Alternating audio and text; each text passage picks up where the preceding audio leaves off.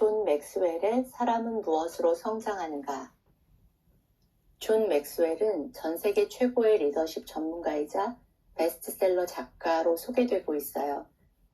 신학박사 학위를 가지고 계시지만 30년 넘게 리더십과 관련된 책들을 쓰고 강연을 해오신 분입니다. 그래서 이 책은 신앙서적이 아니라 자기 개발서의 범주에 포함된다고 할 수 있어요. 이 책의 첫 장에서 맥스웰의 아버지는 어린 시절 맥스웰에게 이런 문제를 내요. 통나무 위에 개구리 5마리가 앉아 있었어. 그 중에 4마리가 뛰어내리기로 마음먹었어. 그럼 남아있는 개구리는 몇 마리지? 맥스웰은 큰 소리로 외쳤죠. 1마리요. 아니, 정답은 5마리란다. 마음먹은 것과 행동하는 것은 다르기 때문이지. 모든 사람이 마음먹은 대로 실천했다면 세상에는 상상을 초월하는 업적들이 남았을 거야. 존 맥스웰은 우리에게 생각만 하지 말고 도전하라고, 그리고 포기하지 말고 성장하라고 말하고 있습니다. 사실 이 책은 출간된 지도 10년이 넘었고 읽기도 쉬워서 읽은 분들이 굉장히 많을 것 같아서 리뷰를 하지 않으려고 했는데요. 제가 가끔 인용을 하다 보니 궁금해하시는 분들이 있어서 정리하게 되었습니다. 당신은 당신의 인생을 좀 더 멋지게 만들 의무가 있다. 당신에게는 지금 성장 계획이 있습니까? 목표에 집중하면 목표 자체를 달성할 수는 있으나 꼭 성장하는 것은 아니다. 성장을 가로막는 장벽들이 누구에게나 있다. 성장은 저절로 이루어질 것이라는 막연한 추측. 그러나 우연히 성장하는 사람은 없다. 자신이 원하는 것을 명확하게 알면 명확한 답을 찾아갈 수 있다. 내가 갈 수 있는 가장 먼 곳은 어디라고 보는가? 바로 지금 시작하라. 나중에, 언젠가는 이런 말들은 우리의 꿈을 깨는 망치요, 걸림돌이다. 한 사람의 철학은 말뿐 아니라 그의 선택에서 이미 드러난다. 우리는 오랜 세월에 걸쳐 자기 자신과 인생을 만들어 가야 한다. 좋아하는 것보다는 잘하는 것을 찾아야 행복해질 수 있다. 처음에는 열정이 성장을 불러오지만 이후에는 성장이 열정을 불러온다. 자신이 정말 사랑하는 일이 무엇인지 알고 있는가? 마음의 소리에 귀를 기울이고 계속 탐구하라. 현실성과 동기를 체크했다면 실천하라. 여의치 않다면 직접 그 상황을 만들기 위해 노력하라. 그런 일을 이루어낸 멘토를 만나라. 현실 세계에서 만날 수 없다면 좋은 책을 읽어라. 내가 이 땅에 태어난 이유를 발견한 날은 태어난 날만큼 의미 있는 날이다. 자신의 가치를 들여다보는 사람은 무너지지 않는다. 자존감은 행동을 결정하는 데 가장 큰 영향력을 발휘한다. 그 자존감은 하루하루의 긍정적 습관, 행동, 결정을 먹고 자란다.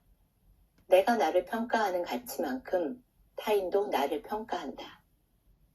우리는 17세가 될 때까지 아니, 넌 할 수 없어 와 같은 부정적인 말을 15만 번, 그래, 넌 잘할 거야 라는 말을 5,000번 듣는다고 한다. 타인과 비교하면 풀이 죽거나 교만해질 뿐 성장에 도움이 되지 않는다. 세상은 존재의 패러다임이 아닌 소유의 패러다임을 가지고 있기에 어제보다 나은 내가 되는 것이 우리의 임무이다. 19세기 말 마차용 제측을 만들던 회사는 더 뛰어난 채측을 만들기 위해 계속 개선을 거듭했다. 그러나 얼마 지나지 않아 도로에는 자동차들이 달리기 시작했다. 잠시 멈출 때 경험이 지혜로 발전한다. 걸음을 멈추고 자신이 가고 있는 방향을 확인해보라. 위인들은 하나같이 혼자 있는 시간이 아주 많았다. 성공하는 사람들은 항상 더 좋은 질문을 스스로에게 던진다. 1분의 생각이 때론 1시간의 대화보다 낫다. 우리가 중요한 순간에 무엇을 하는지는 우리가 어떤 사람인가에 달려있지만 우리가 어떤 사람인가는 자기 수양의 결과에 달려있다. 인생에서는 부단히 노력해야 얻을 수 있는 것이 있고 끈기 있게 기다려야 얻게 되는 것이 있다. 성공하는 모든 사람의 공통점은 1만 시간의 성실함이다. 성공은 대개 어마어마한 행운이 아니라 단순하고 점진적인 성장에서 비롯된다. 인내하라. 무엇이든 처음에는 어렵지만 점점 쉬워지게 마련이다. 매일의 습관을 바꾸지 않으면 인생도 절대 바뀌지 않는다. 사람이 습관을 만들지만 그 습관이 우리의 미래를 만든다. 위대한 작곡가는 영감을 받아 작곡을 시작하는 게 아니라 작곡을 시작하고 나서 영감을 받는 것이다. 만약 멋진 글을 쓰고 싶다면 그냥 글을 쓰기 시작하라.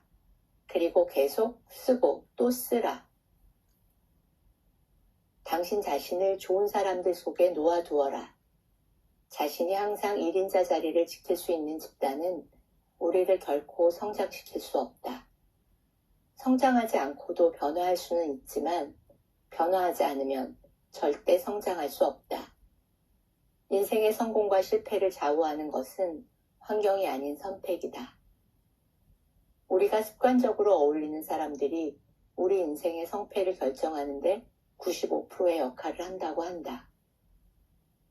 누구와 어울리고 무엇을 읽는가? 이 두 가지가 5년 후, 10년 후의 당신을 결정한다고 한다. 아마 요즘 말로 바꾸면 누구와 어울리고 어떤 미디어를 보는가에 달렸다고 할 수도 있겠다. 현대인들은 읽기보다는 많이 본다. 성장 환경 속에서 의도적으로 자신을 자극해야 한다. 자신이 원하는 미래를 만들기 위해 노력하지 않으면 그냥 주어지는 미래를 감수할 수밖에 없다. 지금 이 순간에 집중하자. 과거는 바꿀 수 없고 미래는 우리 힘으로 어쩔 수 없다. 미래를 걱정할 시간에 오늘 내가 할 수 있는 것을 하자. 특히 리더라면 스스로 성장하기 위해 노력하는 것은 물론이고 다른 사람이 성장할 수 있는 환경을 조성해 나가야 한다. 이 챕터를 읽고 나는 한때 멘붕에 빠졌었다. 그럼 나의 성장을 위해서 이곳을 떠나야 하는 것일까? 우리 모두가 더 성장하기 위해 자기보다 나은 사람들의 집단 속으로 이동하길 원한다면, 그래서 계속 더 좋은 사람 속으로 이동한다면, 결국 가장 약하고 어리석은 이들은 어떻게 성장할 수 있을까 하는 모순에 도달했다. 주님은 항상 병자와 과부, 창녀, 세리 같은 마이너리티들과 함께 하셨다. 그리고 기꺼이 그들의 멘토가 되어주셨다. 그리고 왕의 옆자리를 꿈꾸던 제자들은 예수님의 십자가, 그 고난의 길을 따르게 된다. 이것이 주님의 리더십이다. 물론 존 맥스웰의 제안은 좋은 것이다. 그러나 난 더 좋은 것을 선택하기로 했다. 내가 주님과 가장 많은 시간을 보낸다면 누구와 있던지 어디에 머무르던지 나는 반드시 성장할 것이다. 그것도 주님의 모습까지. 오늘의 행동이 미래의 비전이 된다. 전략이 있는 것과 없는 것은 하늘과 땅만큼의 차이가 있다. 성장을 극대화하려면 반드시 전략을 세워야 하며 이것이 계획의 법칙이다. 인생에는 리허설이 없기에 실패나 실수도 있다. 성장 비결은 자신이 가지고 있는 것과 지금 할 수 있는 것에 더 많은 시간과 노력을 들이는 데 있다. 평범한 사람도 체계가 있으면 비범한 성과를 낼 수 있다. 먼저 큰 그림을 그리고 우선순위를 정한 후에는 끈기 있게 실행하라. 목표에 정성을 쏟으면 목표도 그 사람에게 정성을 쏟는다. 계획도 그러하다. 무엇이든 좋은 것을 만들어내면 결국 그것이 그 사람을 만드는 것이다. 아프다. 그러니 나는 더 성장할 것이다. 누구나 나쁜 경험 혹은 아픔을 겪는다. 그러나 그 아픔과 고난을 긍정적 경험으로 발전시키는 사람은 드물다. 성공의 비결은 좋은 패를 쥐는 게 아니라 나쁜 패를 쥐고도 잘 활용하는 것이다. 고통의 법칙을 배우지 않고는 결코 성장할 수 없다. 아무리 대단한 교훈을 얻었을지라도 그것을 토대로 변화를 일으키지 않으면 아무 소용이 없다. 성공하고 싶으면 행동지향적인 사람이 되어야 한다. 실패한 것이 부끄러운 것이 아니라 한 번도 실패할 만한 시도조차 하지 않은 것이 부끄러운 일이다. 삶의 매 순간, 고통의 순간일지라도 질문하라. 나는 여기서 무엇을 배웠는가를. 결국 사람들은 성품이 좋은 사람을 찾아가게 되어 있다. 흔히 성취라고 하면 어떤 일을 하는 것이라고 생각하지만 고도의 성취자들은 어떤 존재가 되는 것이라고 생각한다. 우리가 누군가를 멘토로 삼고 따르기 전에 날마다 믿고 따라야 할 사람이 있는데 바로 자기 자신이다. 정직함과 올곧음을 바탕으로 좋은 성품을 기르지 않으면 인생의 어떤 영역에서도 성공할 수 없다. 사람의 성장 수준은 좋은 성품을 얼마나 갖추었느냐에 따라 달라진다. 해야 할 일을 매일 하다 보면 언젠가는 하고 싶은 일을 매일 할 수 있는 날이 온다. 성품을 위해 사람, 열정, 관점, 배우려는 자세, 즉 다른 사람의 시각을 이해하며 새로운 생각에 마음이 열려있는 그런 자세가 중요하다. 감정은 행동을 따라온다. 더 좋은 가정, 더 좋은 교회, 더 좋은 세상을 원한다면 자신부터 더 좋은 사람이 되어야 한다. 성장이란 그저 지식을 쌓고 기술을 연마하는 것이 아니다. 성장은 인간으로서 역량을 키우는 것, 아무리 힘들어도 내면의 진실함을 지키는 것, 자신이 있고 싶은 곳이 아니라 자신이 있어야 할 곳에 있는 것, 그리고 영혼을 성숙시키는 것이다. 성품이 고귀한 사람들은 진흙으로 태어나 대리석으로 죽는다. 인생의 스트레칭을 잘하고 있는가? 지금 있는 곳과 도달할 수 있는 곳 사이에서 긴장이 사라지면 성장도 멈춘다. 이 긴장을 유지하기 위해 끊임없이 중간 수준의 목표를 설정하고 다시 점검해야 한다. 진정한 비극의 주인공은 일생일대의 분투를 준비하지 않는 사람, 자신의 한계에 맞서지 않는 사람이다. 가능성은 신이 우리에게 주는 암시다. 우리는 반드시 그것을 따라야 한다. 올라가려면 포기할 줄도 알아야 한다. 뜻밖의 걸림돌은 도전의 탈을 쓴 축복일 가능성이 높다. 더 이상 상황을 변화시킬 수 없으면 자신을 변화시켜야 한다. 성공이란 더 어려운 문제로 가는 차표를 사는 것일 뿐이다. 갈 만한 가치가 있는 곳에는 지름길이 없다. 내일의 가능성을 위해 혹은 뜻깊은 일을 위해 오늘의 편안함을 기꺼이 포기하라. 성장을 위해 즉각적 만족을 포기하라. 성공하는 사람과 실패하는 사람의 가장 큰 차이는 선택에 있다. 지금 내려놓기만 하면 당장 없앨 수도 있는 한계나 장벽을 안고 살아갈 것인가? 선택하라. 인생을 신기한 것이 가득한 곳으로 만들어라. 호기심을 갖되 삶과 배움을 대하는 초심자의 마음 자세를 유지하라. 초심자는 선입견 없이 새로운 시도를 할 수 있다. 질문보다 답을 더 많이 안다고 생각하는 사람은 자신도 모르게 성장의 기회를 놓치고 있는 것이다. 이미 다 알고 있다고 생각하는 순간 더 배울 수 있는 기회, 내 생각의 한계를 넘어서는 더 넓은 삶의 세계로 진입할 기회를 상실하게 된다. 호기심 많은 사람과 어울려 끊임없이 왜라고 물으며 날마다 새로운 것을 배우라. 혹은 더 배우기 위해 내가 알고 있는 것을 가르칠 수 있는 자리를 자꾸 마련하라. 가르치려고 다시 공부하고 배우는 순간 그동안 알았다고 생각했던 것들이 껍질을 깨고 내가 세계라고 생각했던 알은 이미 깨지고 새로운 세계로 진입하게 될 것이다. 데미안처럼 새는 알을 깨고 나온다. 알은 곧 세계다. 태어나려고 하는 자는 하나의 세계를 파괴하지 않으면 안 된다. 이 데미안의 구절이 떠오르는 챕터였다. 닮고 싶은 사람, 닮고 싶은 인생을 찾았는가? 내가 바라는 리더가 되려면 나보다 앞서 있어서 본보기가 되고 배울 점이 있는 사람을 찾아야만 한다. 책 속에서 첫 번째 멘토를 만나라. 그러나 어느 시점이 되면 직접 대면하며 질문할 멘토를 찾아야 한다. 좋은 멘토에게는 검증된 경험이 있다. 지혜로운 멘토는 몇 마디로 우리를 더 발전하게 한다. 시련을 헤쳐나갈 힘을 줄 뿐 아니라 자칫하면 놓치고 말았을 기회도 보게 한다.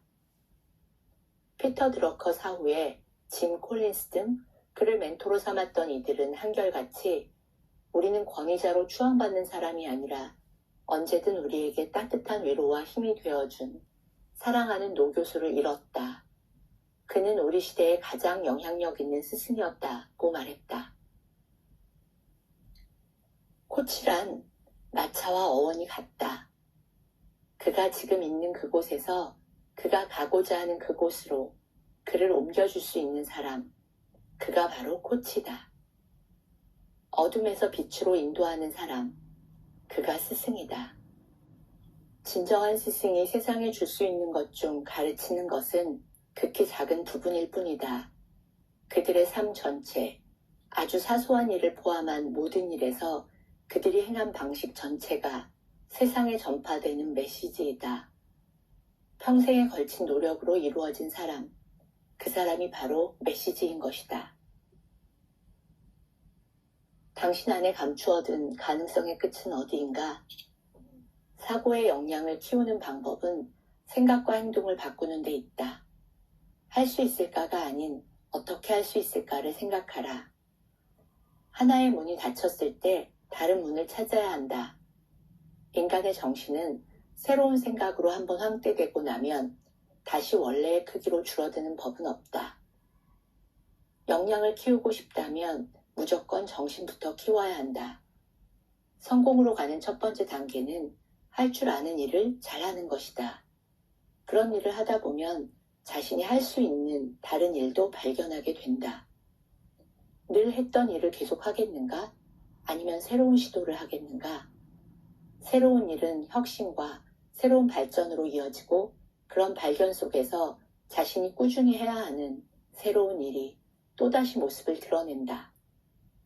자신의 의무와 타인의 기대보다 더 많은 일을 하는 것이 바로 탁월함이다.